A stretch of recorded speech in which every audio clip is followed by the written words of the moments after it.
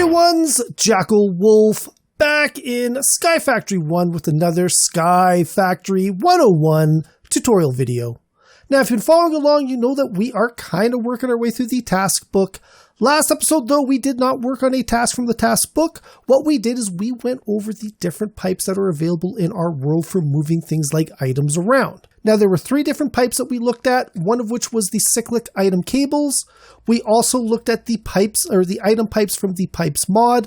And then last but not least, we looked at the basic item pipes from the refined pipes mod pack. This episode, though, what we are going to do is we're going to go back into our task book, and there's actually 2 tasks that we can do right now.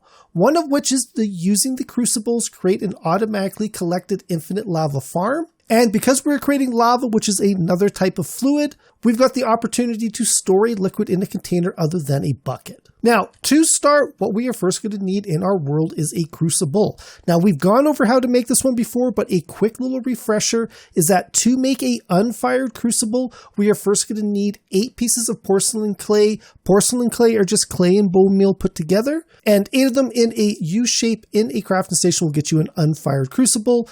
Now, we cannot use the unfired crucible by itself. We first got to run it through a furnace or other sort of furnace-like item, and that's going to get us a fired crucible, which we can actually use to make lava.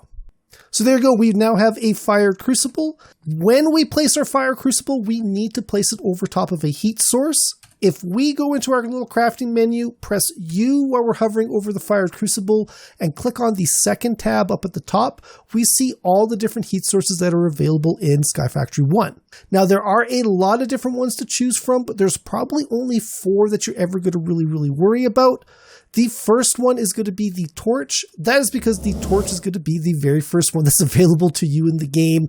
I don't think there's a way to get around using it, but it is by and far probably the least efficient of the ones that you're actually going to end up using. That's because it only gives us a ×2 multiplier when we're making lava. Once you make that first bucket of lava, though, you can place that in your world with a crucible above it. That's going to give you a 3 times multiplier on your heat. Now, a 3 times multiplier is not actually that much better than a 2 times multiplier, especially when we can take that same bucket of lava and convert it into a block of netherrack, light that block of netherrack on fire, and actually get all the way up to a 6 times multiplier right away. Now, before we get into how we make that block of netherrack, there is a 4th version of heat that you will probably eventually get to. It is out of our reach right now, but that's going to be the blazing blood. And the blazing blood does a 14 times multiplier. It is actually really good and really efficient compared to all the other ones. But like I said, it is a little bit out of our range to get right at the moment, which leaves us with the netherrack as being our best early game option when it comes to heat. To make a block of netherrack, we are first going to need a stone barrel. Now, to make a stone barrel, it is 6 stone blocks and a stone half slab. The reason that we need to use stone is because we're actually going to be filling this barrel full of lava, and then we're going to take a piece of redstone dust, right-click on the lava, that turns it into netherrack. Very simple, very efficient, and all we got to do to use it is place it in our world with a air block in between the netherrack and our crucible, and then taking a flint and steel, we're going to go light that on fire, and you can see we got a heat of 6, or a heat multiplier of 6 on this crucible. So very easy, very efficient. Now, regardless of which form of heat that you are using, these will not begin to produce lava until you start putting things like cobblestone into the crucibles. To automate this process, what we're going to do is we're going to use the item pipes that we made from last episode.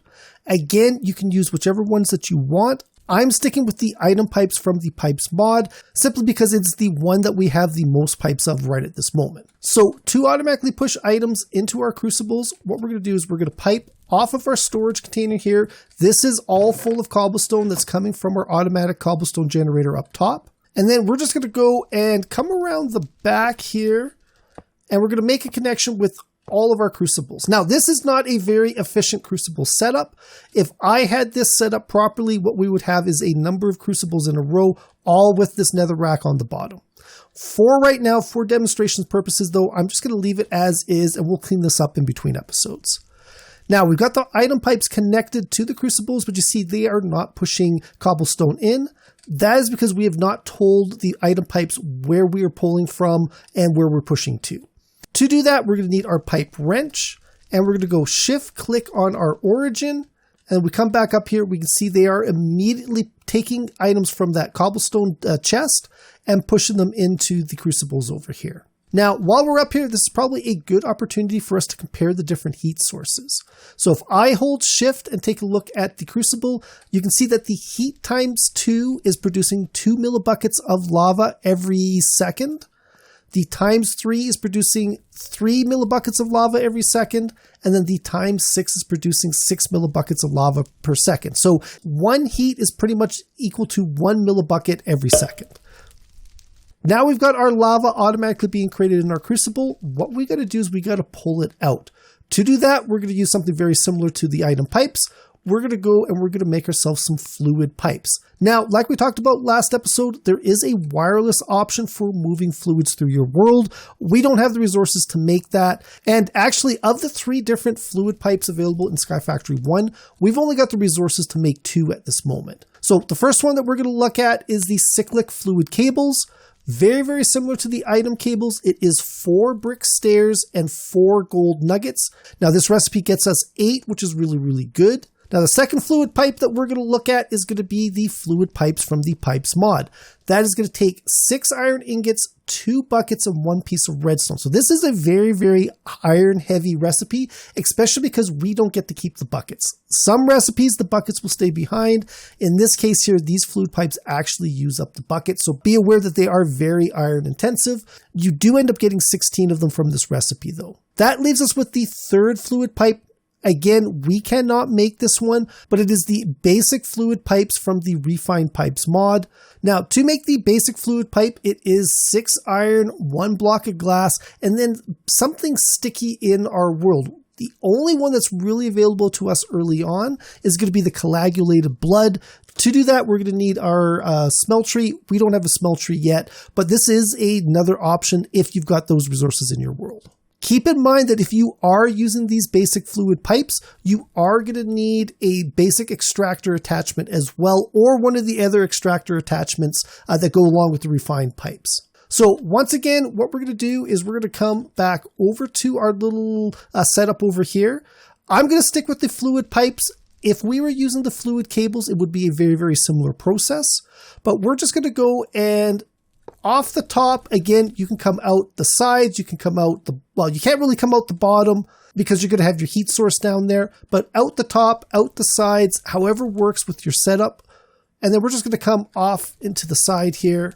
Now, whatever it is that you're going to be pushing the lava into, all you need to do is connect your pipes all the way over to that item. For demonstrations purposes, what we're going to do is we're going to create ourselves a singularity tank. There are a couple of different fluid storage tanks in the pack. I think the singularity tank's probably the cheapest one early on, and it holds 32 buckets, so that's, quite a bit of fluid early on in the game.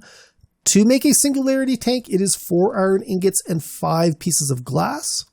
I'm going to place this right here for the moment. If this was my real setup, it would probably go in someplace else, and then we could pipe off of it into different machines and things like that. Once again, like the crucibles, nothing is being pushed into this singularity tank because we have not told it where to push from. So we're going to come back over here. We're going to use our pipe wrench, and then we're going to shift, right-click on the bottom. That's going to start pulling lava out of our crucibles and pushing it into this singularity tank. You see, we've actually got 6 buckets of lava already, which we can actually go take a bucket of, pull it out, push it back in. Basically, whatever we need to do with it, we can access it from here. So that is our automatic lava system. We've got an automatic input of cobblestone, and we got an automatic export of lava. If this was some sort of generator that we were pushing it into, it would take that lava, convert it into energy. We could pipe off to a bunch of different machines.